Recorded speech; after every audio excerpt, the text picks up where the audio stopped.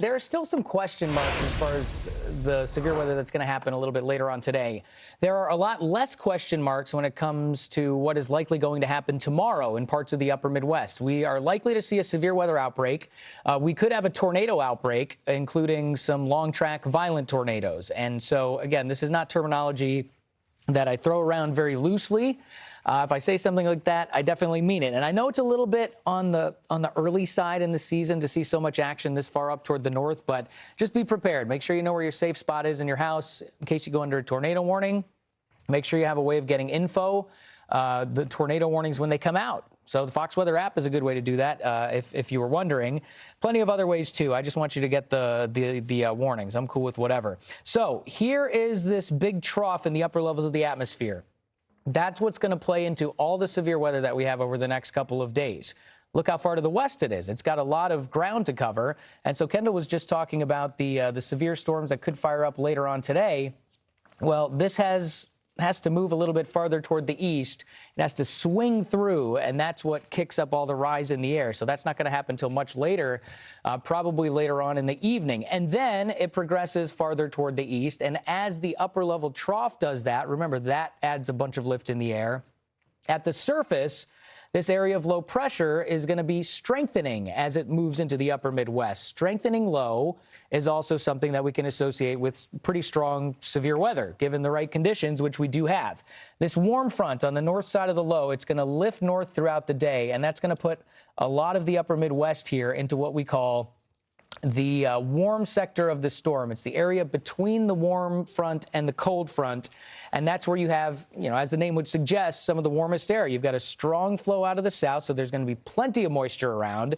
And with all of those additional things that I was just talking about, I mean, you've got the trough in the upper levels, you've got the strengthening low down at the surface, and some other things in play here, too. A lot of wind shear in the air, which is going to add the spin. It's a level 4 out of 5 risk right now. And they put this out yesterday. Now, the updates already come out this morning. A lot of people were wondering, are they going to raise this to a level 5 out of 5? It's not a very often thing that you would see. It's not a very frequent thing that you would see for the Storm Prediction Center to upgrade a day out. If they were to upgrade to a high risk a day out, then it's probably going to be a pretty bad tornado outbreak. This, we'll wait and see. Don't get too married to whether it's a level 4 or a level 5. I'm here to tell you there's going to be probably some long-track violent tornadoes tomorrow, so just be prepared. That's the best you can do. Again, a lot of moisture here. This, I think, is going to be the interesting thing about Monday.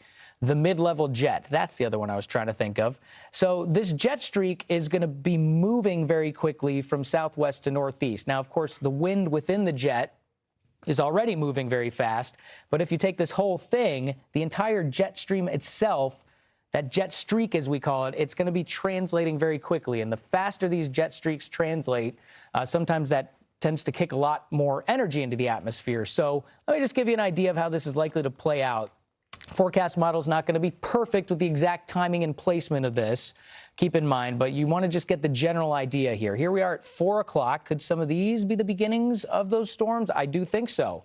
And you notice that they're individual cells initially. Now, eventually, things are going to turn into a line of storms, which means mostly straight line damaging wind.